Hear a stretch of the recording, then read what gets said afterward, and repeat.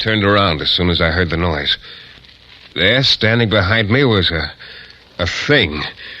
About my height, with a face that was almost human, but was covered with hair. There were 2 giant claws with blood on them. I started backing away, but my foot caught in a vine and I went down. The thing came at me, and I thought, Shayne, you should have started believing in ghosts before it was too late.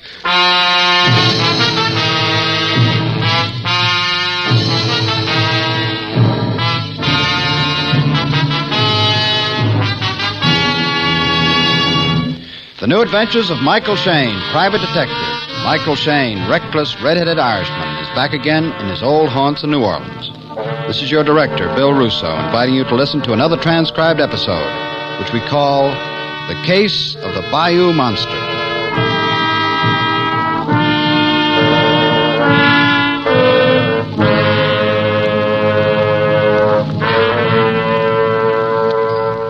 Yes, sir? My name's Shayne. I was supposed to meet a Mrs. Forsythe here. Oh, yes, sir. Mrs. Forsythe is waiting for you over at that table. That's Mrs. Forsythe? Yes, sir. Thanks. Hello? Michael Shayne? Mm-hmm. Please sit down. I'm Amy Forsythe. Yeah, I know. Pleasant surprise. I guess I was expecting someone older. Oh? Look, I don't quite understand why you wanted me to meet you here. I usually transact my business in my office. Yes, of course. Mr. Shayne, I'm hiring you for an indefinite period. You're hiring me? Look, Mrs. Forsythe, people usually tell me what they want me to do, and then I decide whether I take the job or not. Well, I'm sure you'll take it. You are? You sound like you were used to getting your own way. Mr. Shayne, the Forsythes have been getting their own way for something like 200 years. 3 cheers for the Forsythes. That's what's made us so powerful and so decadent. It's very interesting, but as an unpowerful, undecadent Shayne, I still haven't heard any reason for you to be so sure you're hiring me. $50 a day, Mr. Shayne. You're hiring me. That's better. Family place Bon Chance is out in the Bayou country. Bon chance. That means good luck. Yes. My great-great-grandfather had a very ironic sense of humor. The place has been atrociously bad luck for at least one member of each generation. Oh? But that's beside the point. What I want you to do, Mr. Shayne, is come out to Bon Chance. Stay there until you've found something or someone for me. And remove it. Something or someone? I don't get it, Mrs. Forsythe. That's not surprising. Because what I want you to find and remove is a ghost, Mr. Shayne. A ghost.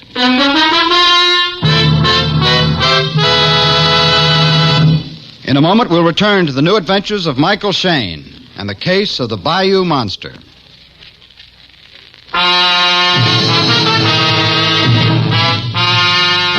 Well, I've gotten a lot of strange assignments in my time. But when Mrs. Amy Forsythe hired me to run down a ghost at the ancestral mansion Bon Chance back in the swamp country, I set some kind of record for myself. Amy was sort of a strange girl. At first, you thought she was very pretty. But then you began to notice little things about her that weren't. Her mouth, for instance, cruel, and her nose a little too thin. Her eyes might have been just a shade farther apart. Yeah, she looked like the last of an old family on its way out. But that $50 a day she offered me spelled lots of good times for one Michael Shayne, so I took the job. I was to drive to the landing and meet a boatman who'd take me to Bon Chance that afternoon. But before I left, I dropped in to see Police Inspector Lefevre. Hello, Shayne. So what do I owe this, Honor's the word, Inspector. honor? Oh, I just dropped by to tell you there aren't any dead bodies in my office today, Lefevre. Well, things are slack all over. And to tell you I'm going ghost hunting. Come again? No kidding. I've been hired to find a ghost at a place called Bon Chance back in the swamps. Shayne, you're a nice boy. Why, Inspector? I wouldn't want to see anything happen to you. Huh? So why don't you just stay away from Bon Chance? Bon Chance. Yeah. Hey, look, what is this, Lefevre? Don't tell me you believe in ghosts. No, I don't believe in ghosts, Shayne. I've lived around this part of the country all my life. Been in the force here in New Orleans 17 years. I've seen a lot of strange things happen, but I don't believe in ghosts. And why all of... The whole Forsythe clan is a jinx outfit from way back. Jinx? What do you mean? Something happens in every generation. Something bad. You know, Inspector, the more you talk, the more interested I'm getting in this new job of mine. I'll send you a full report. Okay, Shayne. Okay. I just hope you'll be alive to sign it. Yeah, that's my friend, Inspector Lefevre. Always there with a reassuring word. 3 hours later, a little after sunset, I drove up to the landing where I was to meet the boatman who'd take me to Bon Chance. He turned out to be a Cajun named Akil, a thin fellow with a long mustache. I got in the pirogue, a long, narrow boat, and the keel shoved off. He sent the boat skimming along at an amazing clip. And pretty soon we were deep into the bayou. The pale moon wasn't doing a very good job of piercing the misty haze that hung over the swamp. What with the matted trees and vines overhead, it was like a tunnel. A noisy tunnel at that. Sounded like the soundtrack to a jungle movie. You've been with the Forsyth family long, Akil? Me, I work for them long time, since little children. Oh? You ever hear anything about a ghost at Bonchance? Yes, it's Luke Garou, he. Luke Garou? You call him werewolf, A werewolf? Look, you don't actually believe what... Did you ever see this werewolf? I think, yes. What? It's long time ago, little boy me in Bayou. You actually saw it? I seen this thing. Tall with hair on face, long claws. I no wait for get good look. My teeth start to chatter, I run like wind. Yeah, but how... I tell Mama Cecile what I seen. She say is Luke Garou, he. Who's Mama Cecile? Old one who live in swamp, she. We almost there? Yes. It's bon chance up ahead. See? Yeah. I see it. There it was, rearing up out of the swamp ahead of us. A rotting, gloomy mansion that sagged a little here and there, as if the ground below it was slowly sinking into the swamp. The whole place looked like an unburied corpse, and there was a smell of decay in the air. We tied up at the landing, and a servant waiting with a torch took me up to the house. The little breeze that had come up was pushing the flame back and forth, and in the flickering light, the whole place looked like something you might dream about after eating too much lobster. Amy Forsyth, 2 men, and a giant hound dog were waiting for me in the library. Quiet, Dirk. Quiet! Mr. Shayne, I'd like you to meet my uncle, Edward Forsyth. Mr. Forsyth? How do you do, Mr. Shayne? And this is my husband, Paul Forsyth. Mr. Forsyth again. Hello. And this is Dirk, my dog. Yeah, I thought it was a Shetland pony at first. Dirk's been with the Forsyths since he was a pup. Lately, I've kept him with me. You know, I've made quite a discovery. Everybody around here seems to be named Forsyth. Amy and I are sort of third cousins, twice removed, I believe. Any more questions, Mr. Shayne? Questions? Or am I free to go now? Huh? Paul, please. Yes, by all means, Paul. We mustn't upset dear Amy. That will be enough, Uncle Edward. We must wait here quietly, Paul, until Mr. Shayne has finished questioning us. Then perhaps he will be kind enough to dismiss us. Hey, look, I'm afraid I don't get any of this. I must apologize for my husband and my uncle, Mr. Shayne, for their lack of cordiality. That's one way of putting it. You see, I've told them why you're here, and they're not in sympathy with the purpose of your visit. Oh? There are some things, Mr. Shayne, which are better left untouched. Uncle Edward feels this comes under the heading of skeletons in a family closet. I see. But he'll do nothing to hinder your investigation, will you, Uncle Edward? Oh, of course not, dear niece Amy. Anything you say. Don't you find this a refreshing change, Mr. Shayne, the uncle obeying the niece? Well, I hadn't really thought much about it. Amazing what a difference money makes, isn't it? Money? Edward. Yes. You see, my dear niece controls the purse strings for what is left of us Forsyths. Something like $500,000, isn't it, Amy? Her thoughtful father arranged it that way. Edward! Amy has been kind enough to put me on an allowance. So you see, I must always yield to her wishes, unless I want the allowance cut off. I hardly think Mr. Shayne is interested in our financial affairs. On the contrary, Amy, Mr. Shayne has cause to be very interested. What do you mean? Why, Amy may be kind enough to put you on an allowance, too. So I merely wanted to point out the danger of, crossing her. Otherwise, she might... Well, Paul, remember that time you decided to go on a spree in New Orleans? You were gone a week. Amy cut off your allowance for a month. Yes, I remember. Stop it! Shut up! Both of you. Mr. Shayne, you will kindly ignore everything that's been said. Again, I apologize for my charming family. Maybe we just better sort of start all over. Yes, as I say, Uncle Edward will not hinder your investigation. I'm sure Paul will not either. No, of course not. Although I do think it's a shame. What is? Spoiling a family legend like this. Paul is spending his abundant spare time these days writing a history of the Forsyth family, Mr. Shayne. Quite a scholarly picture it is, too, is wading through the bales of family papers and records he's unearthed. Yes, he makes quite a figure of an author, doesn't he? See how he stands majestically by the fireplace, pipe in hand? That's his favorite pose nowadays. Thanks. Have you come across any mention of this ghost in your research, Mr. Forsyth? The Bonchance werewolf? Oh, of course, Mr. Shayne. According to the legend, he, or it, has made an appearance at least once each generation. It makes a fascinating story. That's why I'm sorry you're going to spoil it. You think there's nothing to it, huh? I think the people living in the bayou around here feel it their duty to keep the legend alive. So one of them faithfully reports seeing the werewolf every 15 years or so. Oh? Your boatman, Akil, told me he thought he saw it years ago. Oh, of course. Akil has been with the family all his life. He feels it his duty to help keep the story going. If it's just a legend, Paul, perhaps with your brilliant mind you can explain the moaning we've been hearing lately. Moaning? Yes, Mr. Shayne. An uncanny moan which seems to float through the house some nights. According to what everyone says, it's the werewolf moaning. Very simple, my dear. It could be that horrible animal of yours. You mean Dirk here? Is that what you think, Edward? It's entirely possible, Mr. Shayne. Dreadful beast.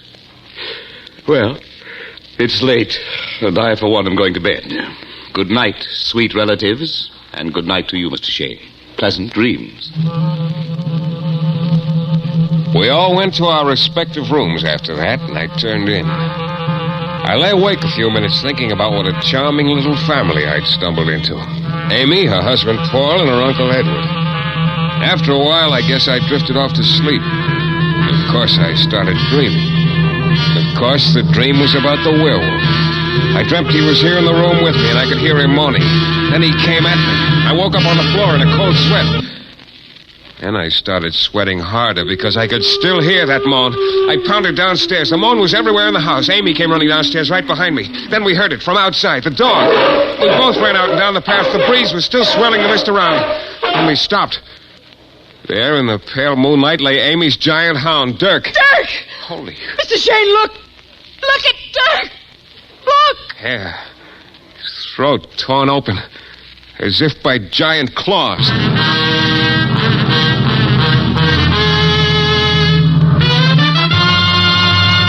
In a moment, we'll return to the new adventures of Michael Shayne and the case of the Bayou Monster.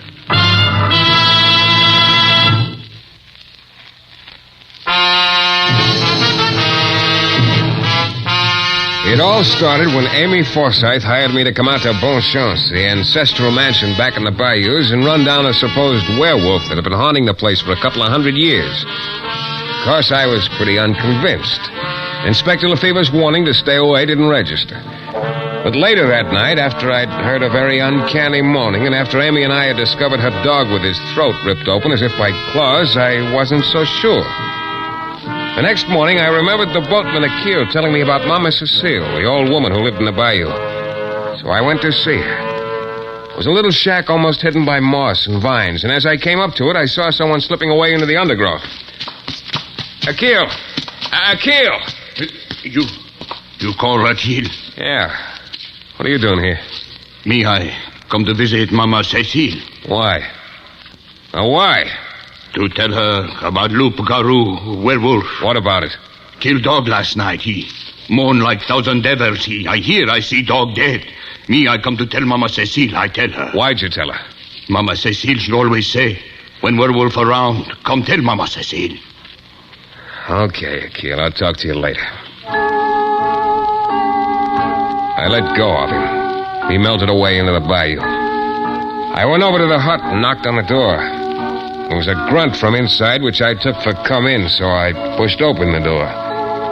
Inside, it was dark and smoky. But after my eyes got used to it, I could make out a woman sitting in front of a small fire. She could have been 60 or 90, with a withered face that still showed plenty of power. She had the longest fingernails I've ever seen. What do you want with Mama Cecile? I want to talk to you about the werewolf. I know nothing about werewolves. Come on, Akil told me you always wanted to know when anyone had seen it. Why? It's avenging spirit of my family. What, the werewolf? Yes. Now look, Mama Cecile. Yes.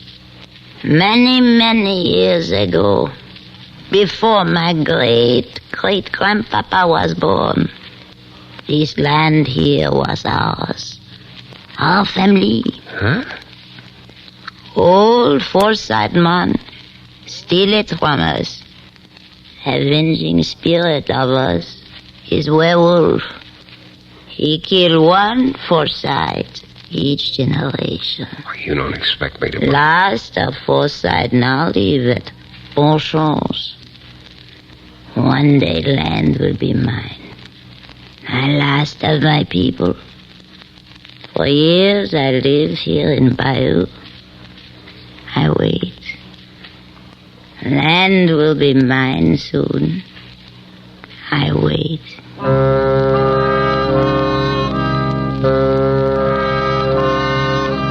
I somehow got the idea Mama Cecile meant exactly what she said. And the picture of that woman sitting in her hut just waiting for 50 years or so chilled me a little. I went back to Bonchance. Amy and her husband were in the library. She was squirming nervously in a chair, and he was in his favorite pose by the fireplace, and both of them looked slightly green around the gills. Mr. Shayne, what do you propose to do about this horrible thing? Well, I'm not quite sure yet. But you've got to do something. We can't go on like this. Yeah, I know. Paul, you're sort of the family historian. There's an old woman back in the bayou named... Mama Cecile. Yeah. She claims the first of the Forsythes sort of stole the land around here from her family. What? As a matter of fact, she's probably quite right. What, Paul, what... Yes, I found an entry in old Josiah Forsythe's journal, something over 100 years ago.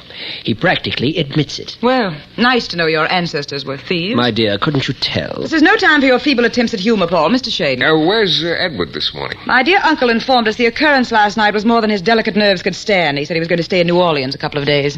I see. Well, look, I'm going to wander around here a little today, just sort of looking around. I'll be back around sunset. Well, I should think so, Mr. Shayne. Not one moment later. I wandered around the back country most of the afternoon. And then just about sundown, when I was walking through some pretty slushy ground on my way back to Bonchance, I spotted a rowboat a little way offshore among some trees. There was a guy sitting in that boat who looked awfully familiar.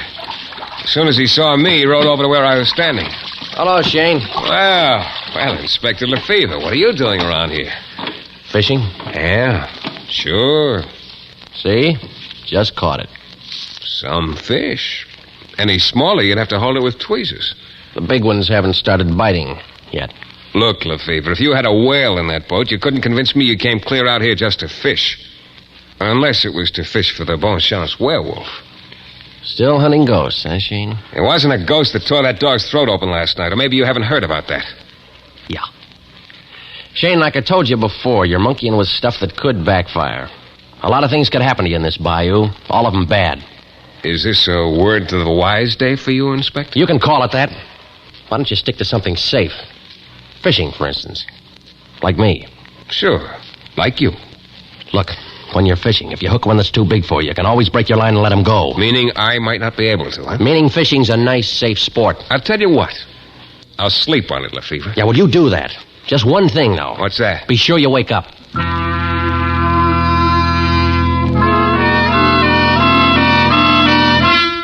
I left Lefevre baiting a hook and went back to Bonchance. Dinner that night was real jolly. Amy and Paul were about as cheerful as people in a dentist's waiting room. They spent most of the meal saying nasty things to each other and tossed in a few choice remarks about the absent Uncle Edward. We all turned in early, and I must have fallen asleep right away. But not for long. Suddenly, I was wide awake.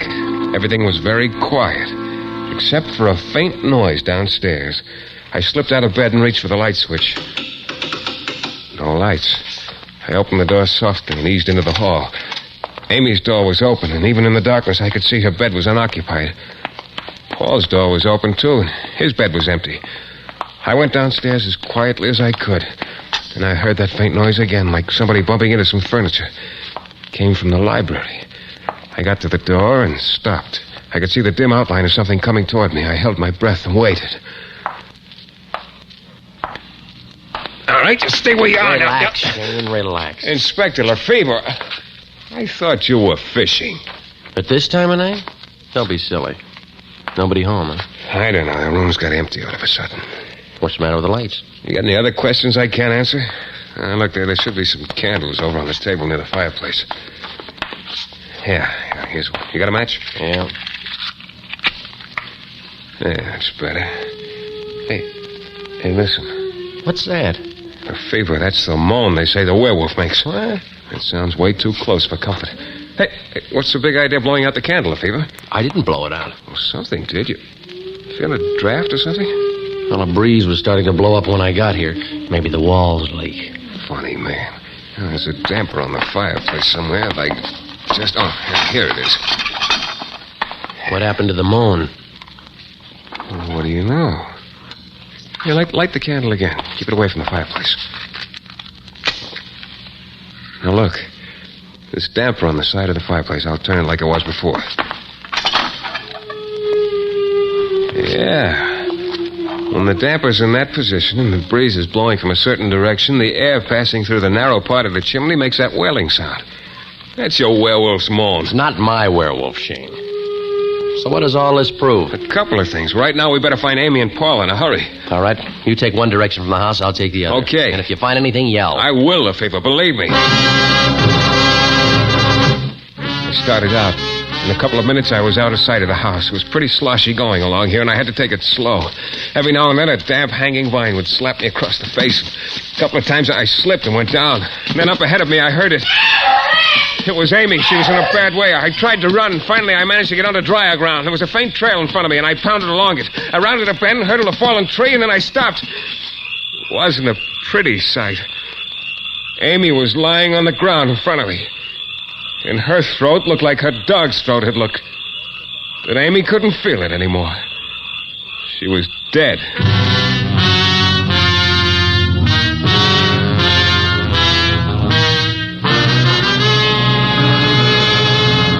In a moment, we'll be back with a thrilling climax to tonight's Michael Shayne adventure.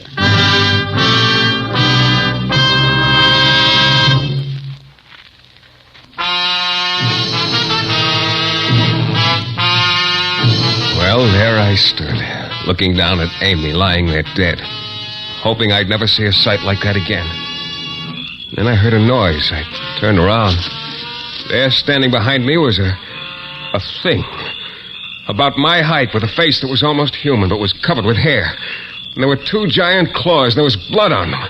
I started backing away, but my foot caught in a vine, and I went down. The thing came at me, and I thought, Shayne, you should have started believing in ghosts before it was too late. Then the thing dove at me, and one of those claws came whistling through the air at my throat. I got my arm up just in time, and the claw bit into my shoulder. Then I realized it was an iron claw. I got one fist loose and pumped it into the thing's face a couple of times. Then I got both hands around its throat and squeezed. The other claw was coming down at me, closer and closer. I squeezed harder, and then suddenly the monster went limp. I pushed him off me. He was just getting slowly to my feet when the fever pounded up. You all right, Shayne? Yeah, I guess so. Can't say as much for my friend here. He a big enough fish for you? Yeah.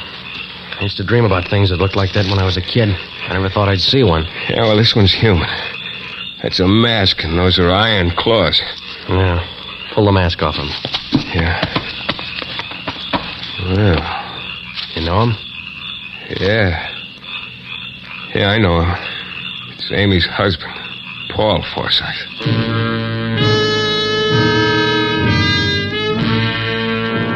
Yeah, Paul Forsythe. This generation's edition of the Bonchance werewolf. An edition that Inspector Lefevre promptly put out of circulation. I was happy to let him take over. Then later, Lefevre and I left Bonchance and started for home in his rowboat. And I, having lost the toss, was rowing. Some boy, Paul Forsythe, huh? Yeah. He told me he kept those props of his, the mask and the claws, hidden out in the bayou. Wonder how I got a hold of them in the first place. I think I know the answer to that. Paul spent a lot of time digging through old family papers. He was going to write a history of the family. Probably came across the secret there, where the mask and claws were hidden, how to work the damper on the chimney. That's probably it. I guess one member of each generation knew about the mask and claws. Probably used to put them on now and then to scare all the Bayou people. You know, Shayne, the Forsythes certainly must have been a pleasant lot. Yeah. That'd be their idea of a joke, I guess. Only Paul decided to revive the legend for more practical purposes. He fill you in on the motive? Yeah. Money? Mostly. He would have gotten control of the $500,000 Amy had. Add to that, he had a girl in New Orleans. Add to that, he hated Amy. That's funny. What's that? Oh, just that the legend of the Bonchance werewolf's been going on for over 100 years. All there really was behind the legend was a mask, a pair of iron claws, and a howling chimney. And the fact that most of the people around here believed in it. Don't forget that. Yeah, I guess you're right. Hell, I can see how you could get believing almost anything out in this bayou. I'll be glad to see the last of it. It gives me the creeps. What? Stop rowing. What's the matter? Shh. Hey, what are you reaching for, you gun? Now, look at the big one. Big what? Fish. I'm going to hook him. Oh, the fever. Quiet, Shayne. I told you I came out here to fish, didn't I?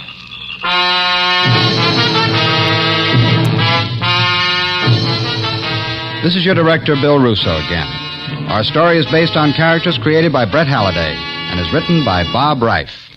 The music is composed and conducted by John Duffy, and Michael Shayne is portrayed by Jeff Chandler.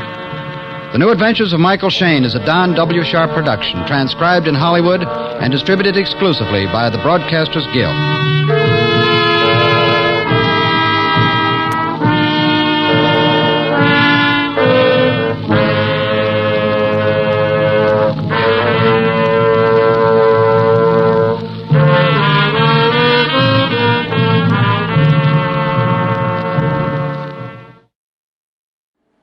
Would you like a shout out? Leave a comment in the section below.